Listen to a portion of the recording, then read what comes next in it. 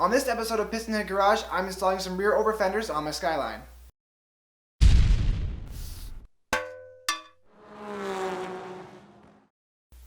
What's up guys, I'm Garrett and welcome to another episode of Pistonhead Garage.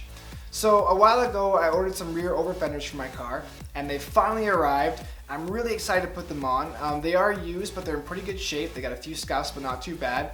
So without talking about it too much, let's go over a look at the car and I'll show you what I'm going to do. Alright, so here's what we got. I've just test fitted one side and you can see, if I get down here at the right angle, that the tire now sits in pretty far. So that's obviously going to have to change. But in the meantime, so this is what the passenger side looks like. You can see it's pretty straightforward. The nice thing I like about these is that they come up all the way up to the top, to the bottom of the window here, as well as up over the rear quarter at the back here, kind of almost meeting up with the trunk. I like this because there are some holes in the body here from a wing that was here that this now covers. So that's pretty awesome. This is basically a GTR fender. So it's designed to make the car look more like an R34 GTR in terms of width. It is a little bit different, of course, because it's designed to fit on this car.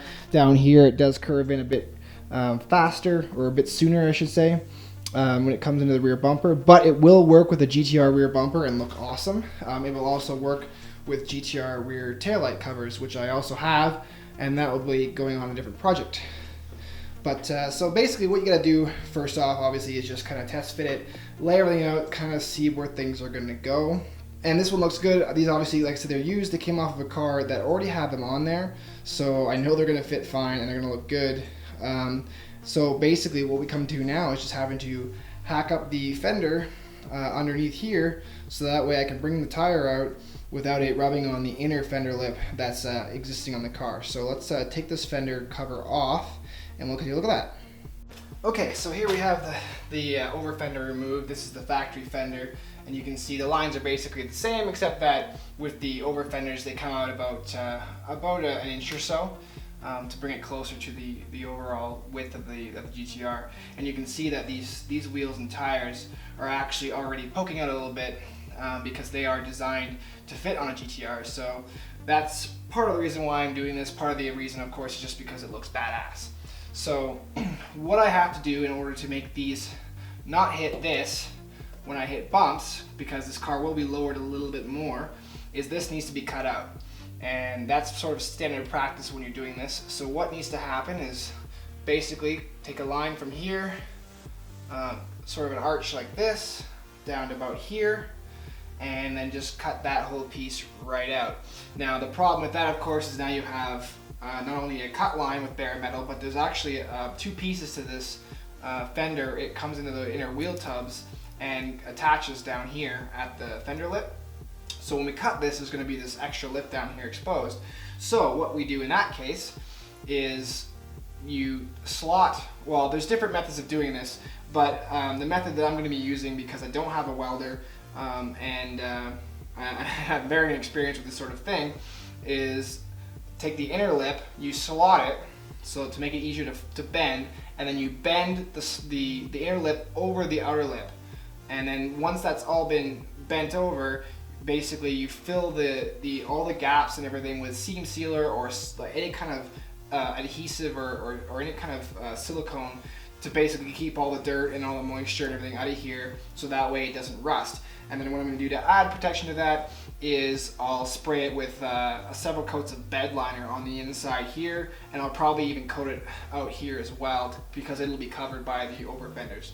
So once that's all cut out, then we can go on to attaching the fenders. So we'll get started with this guy here. I'm going to start by jacking up the car. We'll take the wheel off, and then we'll draw a line here to follow to kind of give us a guide of where we're cutting.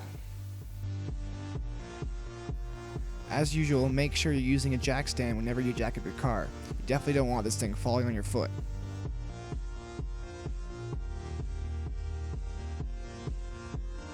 I also cleaned the area around the arch where I'll be cutting, just to make it easier to see the marks. Alright, so I've got it marked out here. You can't see it because I did it in Sharpie. It's all I had laying around, but I can see the line.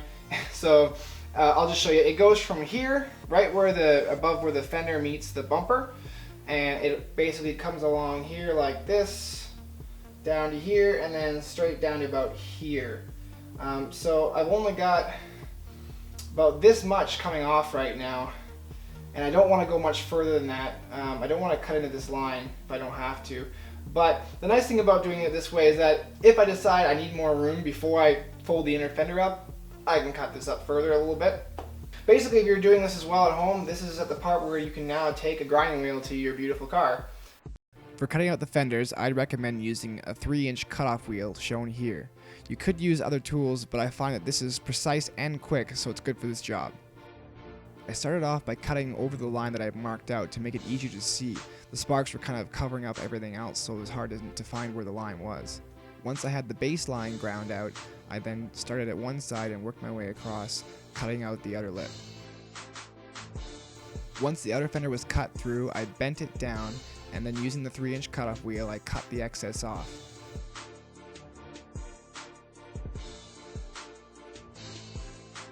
Once that was done, I could start slotting the inner fender well and bending it up over top of the outer fender well, like you can kind of see here.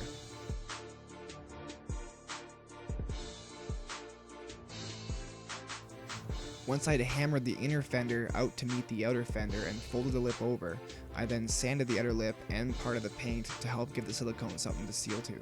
I then cleaned the area to prep it for sealing. The next step is to apply the sealant. For this, I'm using a Permatex black silicone sealant / adhesive. You could use 3M seam sealer for this, as well as basically any other weatherproof and tough automotive sealant. Make sure you thoroughly seal the inside and outside lips. Fill any gaps you can see. You don't want any water in here or any dirt because that's going to cause rust, and you don't want that. Once the silicone had cured overnight, I can then fit the fenders. So for this, I didn't have anyone to help me out. If you have a friend, it's probably a good idea to have them hold the fender in place for you while you line everything up. But in this case, I got everything set up and used some clamps to hold it in place. Once I was happy with the positioning of the fender, I drilled my first hole and inserted my first rivet. For this, I'm using 3/16" rivets. They're just aluminum. And for the rivet gun, it's just a $12 rivet gun I got at the hardware store.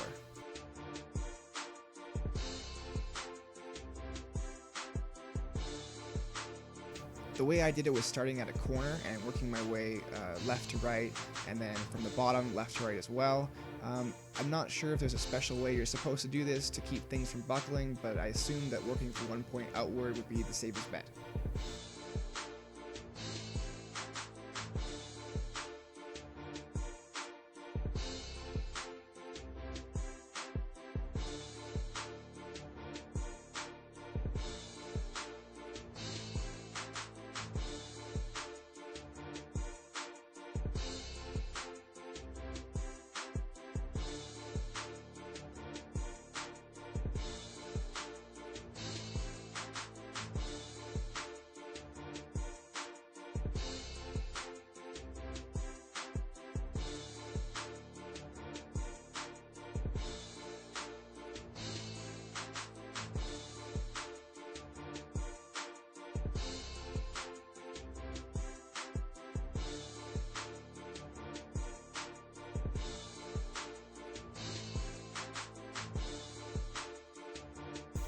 So that's it, guys. That's all I've got for you. Unfortunately, I can't show you an image of the finished car because the whole front end is pretty much missing because there's another project going on which will be revealed to you in the next video.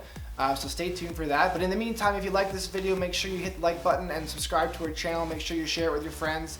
As always, I'm Garrett, and I'll see you next time on Pistonhead Garage.